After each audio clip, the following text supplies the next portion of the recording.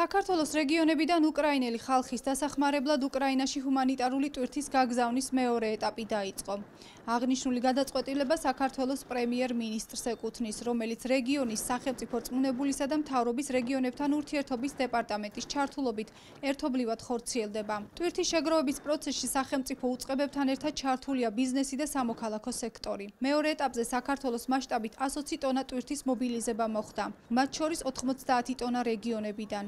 ტვირთი ძირითადად სამედიცინო დანიშნულების პროდუქციას, არამალფუჭებად პროდუქტებსა და პირველადი მოხმარების საგნებს მოიცავს. ამ ეტაპზე თბილისში საქართველოს ფოსტის ტერმინალში აღმოსავლეთ საქართველოს რეგიონებში მობილიზებული ტვირთის თავმოყრა მოხდა, რომელიც სატვირთო ავტომობილებში დაიტვირთება და უკრაინაში სახმელეთო შესაბამისი პროცედურების გავლის შემდეგ გაიგზავნება. რაც შეეხება დასავლეთ საქართველოს ჰუმანიტარული ტვირთის მობილიზების პროცესი გრძელდება და უკრაინაში გასაგზავნად მზად კვირის ბოლოს იქნება. შეგახსენებთ, რომ ეს უკრაინაში რეგიონებიდან ჰუმანიტარული ტვირთის გაგზავნის მეორე ეტაპია. აღსანიშნავია, რომ უკრაინელი ხალხის დასახმარებლად რამდენიმე დღის წინ საქართველოს რეგიონებში შეგროვილი 150 ტონაზე მეტი ჰუმანიტარული ტვირთი უკვე გაიგზავნა. ტვირთის ტრანსპორტირების ლოჯისტიკის პროცესს საქართველოს ფოსტა უზრუნველყოფს.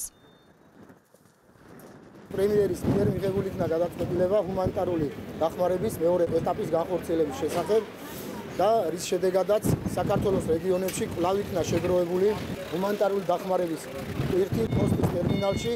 ხდება აღმოსავლეთ საქართველოს რეგიონებიდან მოტანილი ტვირთის მობილიზება, რომელსაც საქართველოს პოსტა გააგზავნის უკრაინაში მეგობარი ხალხის დასახმარებლად. აფხაზეთის მთავრობა და უმაღლესი საბჭო ჩვენ ჩავერთეთ უკრაინელი ხალხის მხარდაჭერისთვის და ამ აქციის სოლიდარობის აქციის ფარგლებში ჩვენ უკრაინაში საქართველოს პოსტას მეშვეობით ჩვენ ვაგზავნით იმ ტვირთს, რომელიც მოიცავს სამედიცინო პირველად საშუალებებს, ბავშვებისთვის კვების და ასევე ჰიგიენურ საშუალებებს. საქართველოს პოსტა კვლავ რჩება ქართველი ხალხის და დაზარალებული უკრაინელი მოსახლეობის გვერდით და ამჯერად დაახლოებით 120 ტონა ტვირთი 8 ავტოსატრანსპორტო საშუალებით გაიგზავნება უკრაინის მიმართულებით, სადაც მიმდევრ გამანაწილებელი პუნქტიდან განაწილდება დანიშნულების მიხედვით. ეს გახლავთ თვითმმართველი ერთეულების მიერ, ბიზნესების და მოქალაქეების მიერ შეგროვებული ჰუმანიტარული დახმარება უკრაინელი ხალხისთვის.